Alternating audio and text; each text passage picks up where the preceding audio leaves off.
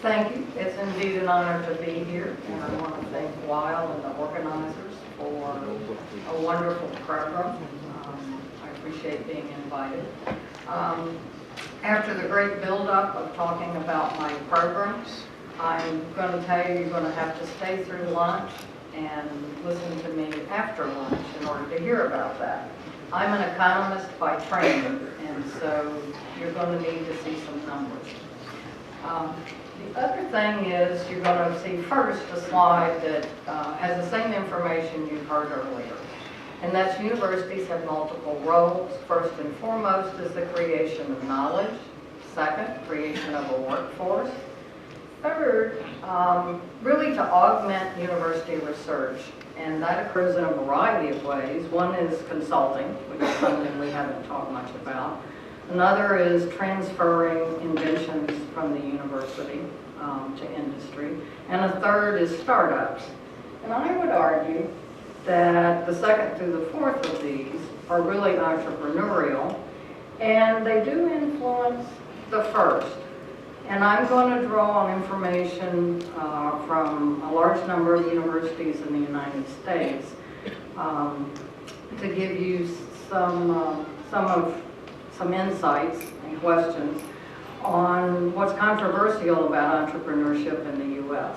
And that is, it's a very real concern among policymakers and a number of people that entrepreneurship is compromising this first mission.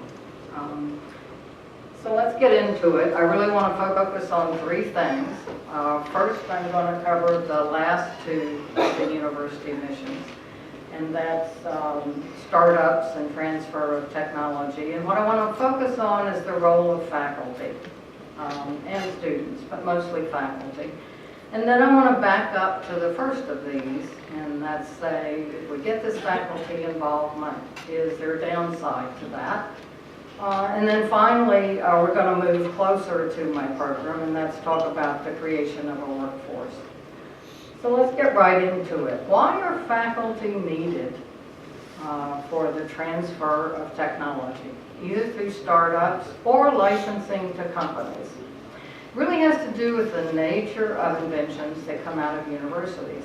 Things that are licensed by universities, say through Aramco or other companies, or in startups, are not ready for the market, by and large. Certainly in the U.S., they are not.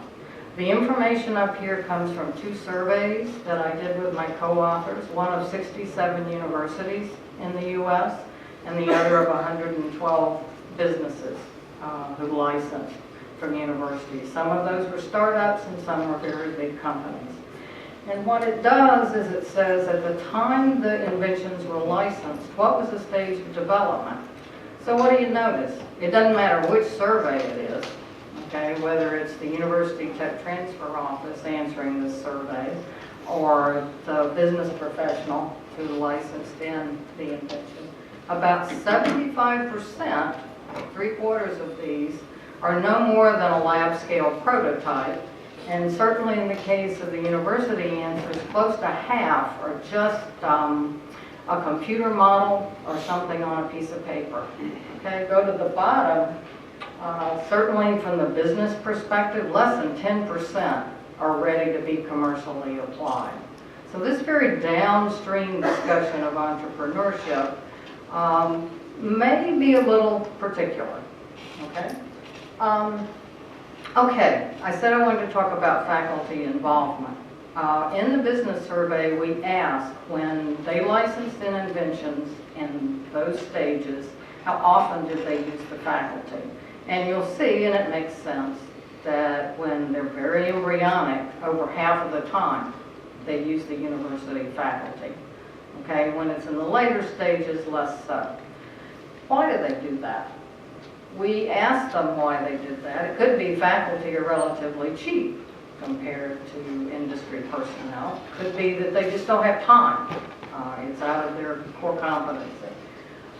It turns out that the majority said that it had to do with specialized knowledge of faculty. And I don't have the time to go into it, but the reason it's so important and why the faculty members' time is important is its tacit knowledge A lot of what they need the faculty member for is what experiments didn't work, what materials have you tried, what materials do you think you might try. And that's not put in a patent, that's not codified, okay? Okay, incentives. I've hopefully convinced you need the faculty. How do you get them involved? We've discussed faculty as if they just all want to do this. Dr. Peckney mentioned that about 10% of Purdue faculty are involved day-to-day in Discovery Park. And the data I'll eventually show you, which come from Silicon Valley and MIT, no more than 10% of the faculty engage in entrepreneurial activity. Okay? Okay, so when we get to incentives, my numbers come from the United States. And it doesn't matter where it is, whether it's the United States or another country, the legal system matters for how you're going to create the incentives. In the U.S., either because of something called the Bayh-Dole Act, if it's federally funded research, or by employment policy, except for the case of the University of Wisconsin, okay, the university has the right to own the technology. So if they want to own it, they can. And if they think it has commercial potential, they generally want to own it. Okay? What that means is if somebody wants to have a startup, they're going to have to license it from the university. Okay? But the other thing that is in the Act is if the university elects to own it, they need to file for a patent if it's patentable. And if they make revenue, they have to share that revenue with the inventor. Okay? There's a way you can create positive incentives for faculty. It turns out as well that when it is the case that businesses engage faculty, they tend to have direct contracts for consulting with the faculty member. And sometimes those contracts involve research funding for the lab.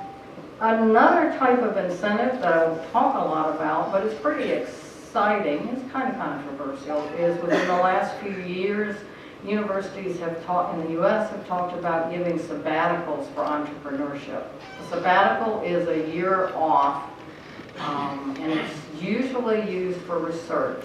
One of the examples of a top university that's done this is Northwestern's Engineering School offers those.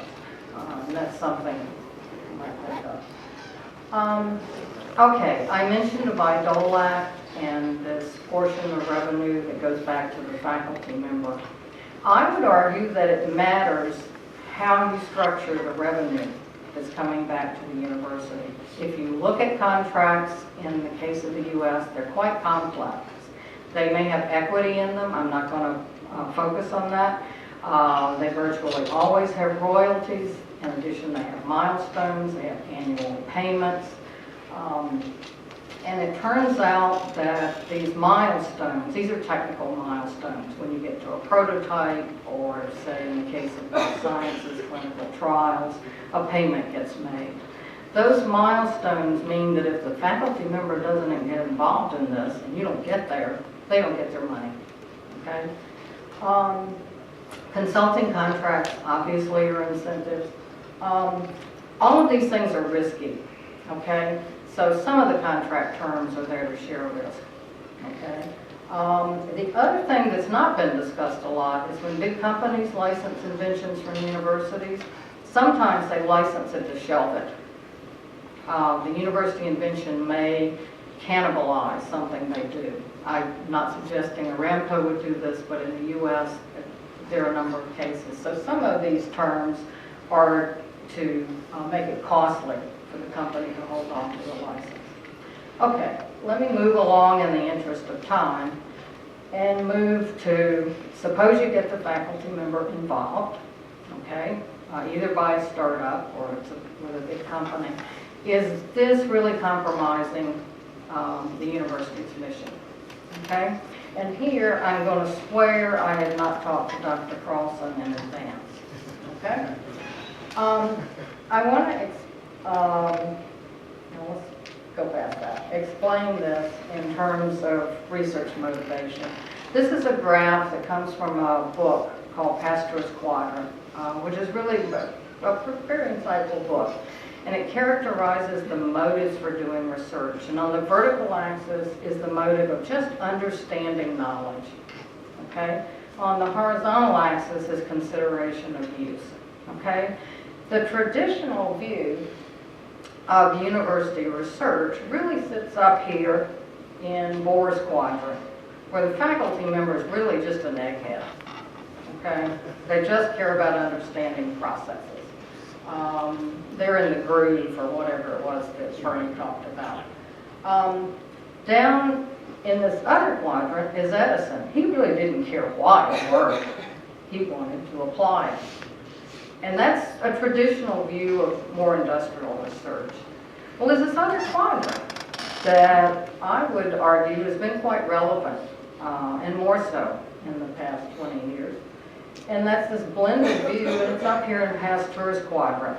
Pasteur's discovery of bacteria was when he was consulting for a brewer. Okay, so it had tremendous influence. I mean, it created the biotechnology industry, so to speak, and all the science around it. But it came out of a consulting project. So if you look at Pasteur's quadrant, that is one where you wouldn't expect this sacrifice that we're worried about. The worry that, you're going to sacrifice knowledge production with entrepreneurship is up here in Bohr's quadrant. Okay? If you're in this blended place, maybe it's not a problem. Let me give you an example. Dr. Susan Lindquist is the head of the Whitehead Institute at MIT. She's a star by any standards. Hundreds of publications. She has a company. These are important publications. There's thousands of citations to them. And she has numbers of patents. These figures are from 2008, so she clearly has more. She's really interested in the protein folding problem, and this is what's behind Alzheimer's and other neurological diseases. And what I've talked to her many times. She's a wonderful person, and she said that originally she was really opposed to patenting, okay? But that she came to realize in order to have her research influence mankind, she had to patent. So the question is Pasteur's quadrant, is Susan Lindquist the norm, or is she an exception? It really depends on faculty motives. It also depends on technology. Does the technology for understanding the fundamental processes complement the more applied? So I'm an economist. I took this to the data. So I and my co-authors have data from 11 universities over a 17-year period, and the universities are listed here. It's a very skewed sample on purpose. And we looked at a variety of things, but one of them we looked at is disclosures. These are reports that the faculty think they have inventions with commercial potential. Doesn't mean they did. Okay. If these activities are complementary, you should see publications and disclosures going hand in hand. If you're in Bohr's quadrant, you should not see that. What did we find? Okay. We've got lots of sophisticated statistical analysis, but these are just the data. Okay. I've got years on the horizontal axis, and at the vertical, these are annual publications. If you look at the red line, those are the publications of people who disclose in the years that they disclose. So it's a year they're involved in commercial activity, either a startup or something with a company. The green line is the publications of those same people, okay, in years when they did not disclose. So it's when they're acting like eggheads, okay? Their publications are lower. The people who never disclose are at the bottom. Okay, so publications, papers have characteristics. Maybe these people are doing very applied work. Well, you see the same pattern if you look at their very basic publications. by the measure we use of basic publications. What does happen, and I would argue this is not necessarily bad, is what does happen with these people is they do more research, they get more publications, they get more basic publications, but what happens is they're doing more research overall, for whatever reason, and the ratio of their applied to basic publications is going up in those years. Okay, finally, education. Okay, I just want to give you a teaser for the great talk right after lunch. There are 3 quotes up here, and the first one is by the Dean of Engineering at MIT. And he says, you know, engineers and entrepreneurs have a lot more in common than you think. Engineers solve problems. Entrepreneurs solve problems. It's just different problems. Okay, go down to the middle. The middle quote comes from interviews of a unit of the U.S. National Academies of Engineering and Sciences with CTOs of major companies. And the interviews have to do with how well the U.S. universities do in educating engineers. Well, technically they say we do pretty well. Communications, teamwork skills need to do a little better. Uniformly, they said PhDs that come out of U.S. universities just cannot identify a problem that industry thinks is useful. Well, that's kind of a problem. And then down at the bottom, and this was a number of years ago, at the bottom is a quote that comes from a congressional briefing I was involved in last month. The American Chemical Society is quite concerned about the knowledge set, particularly in terms of entrepreneurship, of engineers and scientists in the U.S. Well, that's interesting. Okay, that gives us a dilemma for universities. Okay, we've got to do something about the way we educate engineers. And the real challenge here is, if I go back to my earlier topic, how do we do that without diverting them from the research? Okay? And I would argue, and I've spent the last, I'd say 15 years of my life working on it, that the way to do it is just organize the education around the research. Just make the research the center. Okay? And what I'm going to talk about after lunch is a program at Georgia Tech and Emory. And that's what we've done. It's a graduate program. It's a team-based program. And essentially they're in this program and they, as a team, are taught a lot of the functional issues with commercializing technology. And all of the examples are in terms of potential commercialization of the PhD students' thesis research, which is pretty basic research. So with that, I'll close.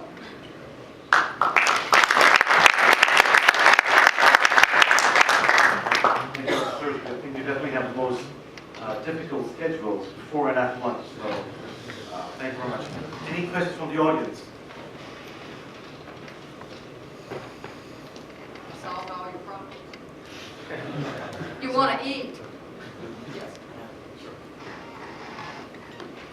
So, can you just from your experience, talk a bit about how these how the students involved and motivated just to come into your programs? I know that speak about it not too much, but what I'm seeing is the focus basically is the graduate students rather than undergrads. Yes. What you're doing. Can you just talk about this? It varies by the type of student. So we have law students, we have business students, and we have engineering students. For the engineering students, we have double the number of applications as we have slots. They come in for a variety of reasons. Some of them, and they self-select, obviously. They have to be nominated by their advisor. They go through a rigorous process.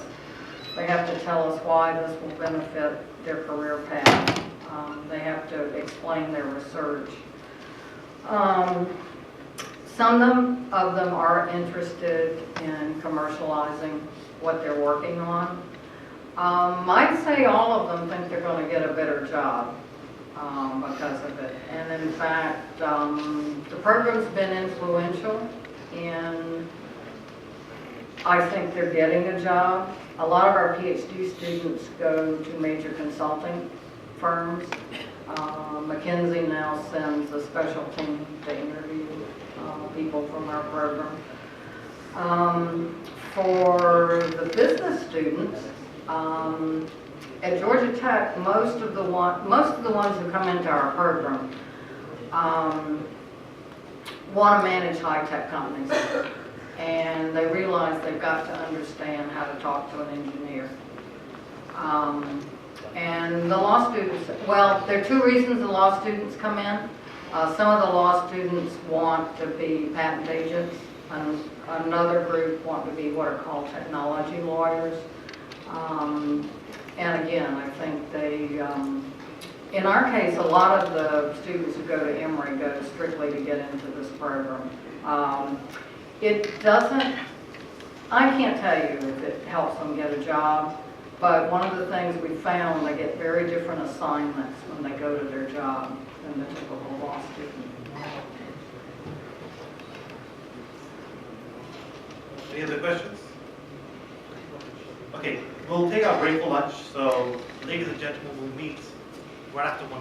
Okay, so 1:50 we'll meet the lunch will be in building 9.